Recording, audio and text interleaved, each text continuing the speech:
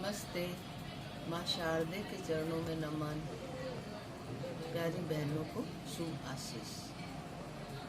हमारे जीवन में कई बार बहुत सी बातें ऐसी आती है जिसमें हमें सोचना पड़ता है, परखना पड़ता है कि क्या हमारे लिए सही है और क्या हमारे लिए गलत है ना। तो इस चीज़ को हमारे को बहुत सोच समझ के निर्णय लेना चाहिए, डिसीजन लेना चाहिए। तो डिसीजन लेने के ऊपर मतलब कि किसी चीज़ को कैसे परखना है, क्या सही है क्या गलत है, इस चीज़ की परख करना है। तो इस चीज़ की परख को करते हुए मैं एक आपके सामने छोटी सी कहानी सुनाती हूँ, ठीक है। तो एक बार क्या होता है, एक लड़का होता है, उसके पास एक गधा होता है।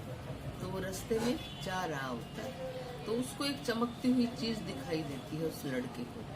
तो लड़का उसको उठाता है और गधे के गले में पहना देता है, उसको रस्सी से बांध करके। पहनाने के बाद में वो क्या देखता है कि आगे जाता है। आगे जाने के बाद उसको एक जोहरी एक आदमी मिलता है, वो जोहरी होता है। तो वो गधे के गले में एक चमकती हुई जब चीज को देखता है तो उस लड़के से कहता है कि ये कांच का टुकड़ा मुझे दे दो और 100 रुपए ले लो। लड़का कुछ देर सोचता है, फिर कहता है कि नहीं 100 रुपए नहीं, मैं इस चीज के आपसे 200 रुपए लूंगा। अब जोहरी सोचता है इस लड़के को क्या पता ये क्या है, तो वो कहता है अपने आप ये मुझे दे जाएगा। तो इस तरह से लड़का आगे बढ़ जाता है और जोहरी भी अपने रास्ते चल जाता है। कुछ समय के बाद में जैसे ही लड़का आगे जाता है तो उसे एक दूसरा व्यक्ति मिलता है। वो दूसरा व्यक्ति उसको कहता है कि ये गधे के गले में जो है चमकती हुई चीज, ये मुझे दे दो। तो लड़का बोलता है कि मैं इसके 200 रुपए लूंगा।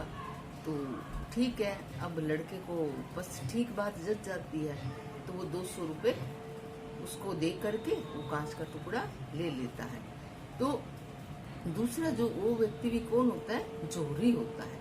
तो उसको क्या होता है, वो इस तरह से वो खरीद लेता है और लड़का क्या है अपने घर आ जाता है। घर आने के बाद आराम से वो जाता है और गधे को बाहर बांध देता है। वो जो पहला जोहरी होता है वो काफी प्रतीक्षा करता है, लड़का आता नहीं है। तो सोचता है चलो मैं उस लड़के के पास जाता हूँ और उससे वो लेके आ जाता हूँ, कांच का टुकड़ा तो होता है। तो वो जाता है, उसके घर के अंदर घुसता है, लड़के को बुलाता है और लड़के को बोलता है। तो वो कहता है कि नहीं, वो तो कांच का टुकड़ा तो कोई एक व्यक्ति आया था, वो उसको मेरे को 200 रुपए दे के चला गया और लेके चला गया। तो वो सिर पे हाथ फेरता है, तो कहता अरे मूर्ख, लड़की से बोलता है कि अरे मूर्ख, तू तो मूर्ख है, वो कांच का टुकड़ा नहीं था, वो क्या था, हीरा था, बहुत कीमती पत्थर हीरा था जिसका बहुत अधिक मूल्य था। तू तो मूर्ख है जो देके चला गया, तूने उसको बेच दिया।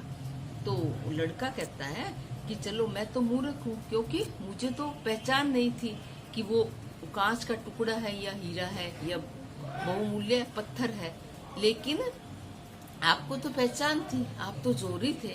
जब आपको पहचान थी, आपको में परखने की शक्ति थी कि वो कांच का टुकड़ा नहीं है, बहुमूल्य पत्थर है, तो आपको पहले समय में ही ले खरीद लेना चाहिए था। तो मूर्ख मैं हुआ या आप हुए। इस तरह से जब दूसरा जो जोहरी होता है उसमें परखने की शक्ति थी, तो उसने हाथों हाथ क्या किया, उसको खरीद लिया। किसको? उस पत्थर को, क्योंकि वो पत्थर कीमती था।